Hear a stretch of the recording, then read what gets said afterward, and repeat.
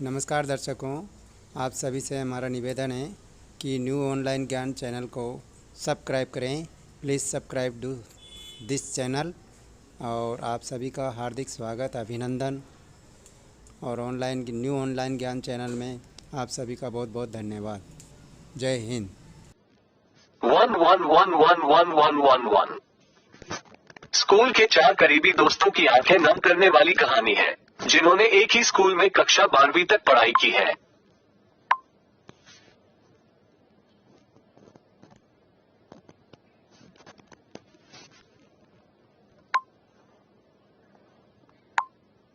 One 100 काम छोड़कर कहानी को जरूर पढ़ें।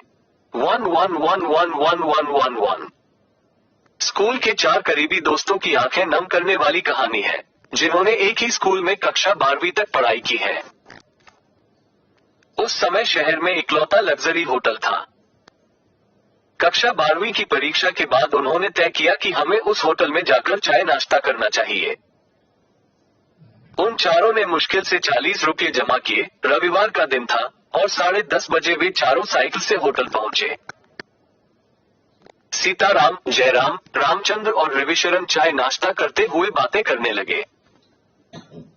उन चारों ने सर्वसम्मति से फैसला किया कि 50 साल बाद हम 1 अप्रैल को इस होटल में फिर मिलेंगे। तब तक हम सबको बहुत मेहनत करनी चाहिए। ये देखना दिलचस्प होगा कि किसकी कितनी प्रगति हुई है। जो दोस्त उस दिन बाद में होटल आएगा उसे उस समय का होटल का बिल देना होगा।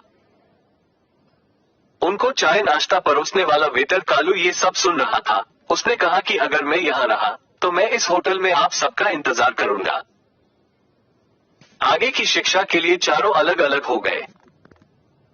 सीताराम शहर छोड़कर आगे की पढ़ाई के लिए अपने फूफा के पास चला गया था। जयराम आगे की पढ़ाई के लिए अपने चाचा के पास चला गया। रामचंद्र और रविशरण को शहर के अलग अलग कॉलेजों में दाखिला मिला। आखिरकार रामचंद्र भी शहर छोड़कर चला गया। दिन, महीने, साल बीत गए। 50 वर्षों में उस शहर में आमूलचूल परिवर्तन आया। शहर की आबादी बढ़ी, सड़कों, फ्लाईओवर ने महानगरों की सूरत बदल दी। अब वह होटल 5 स्टार होटल बन गया था। वेटर कालू अब कालू सेठ बन गया और इस होटल का मालिक बन गया। 50 साल बाद निर्धारित तिथि 1 अप्रैल को दोपहर में एक लग्जरी कार होटल के दरवाजे पर आई। सीताराम कार से उतरा और पोर्च की ओर चलने लगा। सीताराम के पास अब 3 ज्वेलरी शोरूम है। सीताराम होटल के मालिक कालू सेठ के पास पहुंचा। दोनों एक दूसरे को देखते रहे। कालू सेठ ने कहा कि रविशरण सर ने आपके लिए 1 महीने पहले एक टेबल बुक किया था। सीताराम मन ही मन खुश था कि वह चारों में से पहला था, इसलिए उसे आज का बिल नहीं देना पड़ेगा और वह सबसे पहले आने के लिए अपने दोस्तों का मजाक उड़ाएगा। 1 घंटे में जयराम आ गया। जयराम शहर का बड़ा राजनेता व बिजनेसमैन बन गया था। अपनी उम्र के हिसाब से वह अब एक सीनियर सिटीजन की तरह लग रहा था। अब दोनों बातें कर रहे थे और दूसरे मित्रों का इंतजार कर रहे थे। तीसरा मित्र रामचंद्र आधे घंटे में आ गया।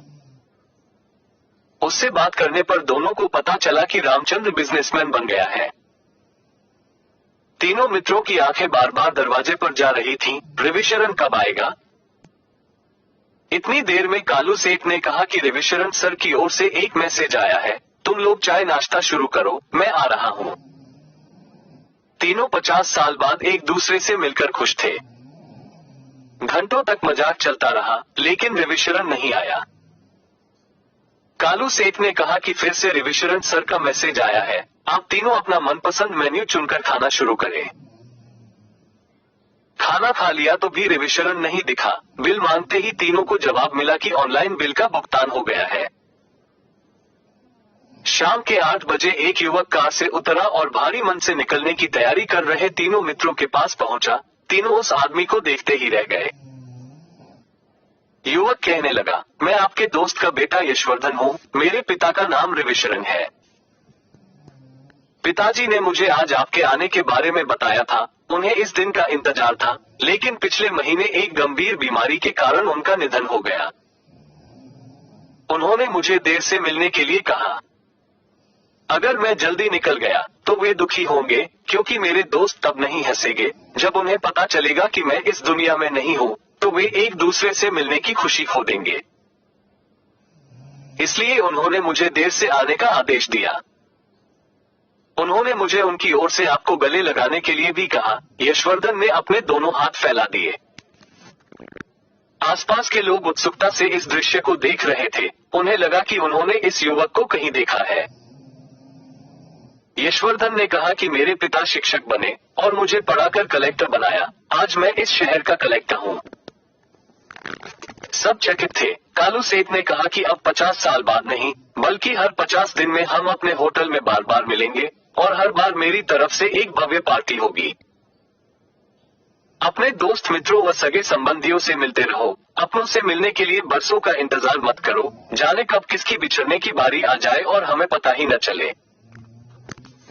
शायद यही हाल हमारा भी है। हम अपने कुछ दोस्तों को सुप्रभात, शुभरात्रि आदि का मैसेज भेजकर जिंदा रहने का प्रमाण देते हैं। जिंदगी भी ट्रेन की तरह है, जिसका जब स्टेशन आएगा उतर जाएगा। रह जाती है सिर्फ धुंधली सी यादें। परिवार के साथ रहें, जिंदा होने की खुशी महसूस करें। *। सिर्फ होली या दीपावली के दिन ही नहीं, अन्य सभी अवसरों तथा दिन प्रतिदिन मिलने पर भी गले लगाया करें। आपकी मित्रता प्रगाढ़ हो जाएगी। Lovely creation for the friends.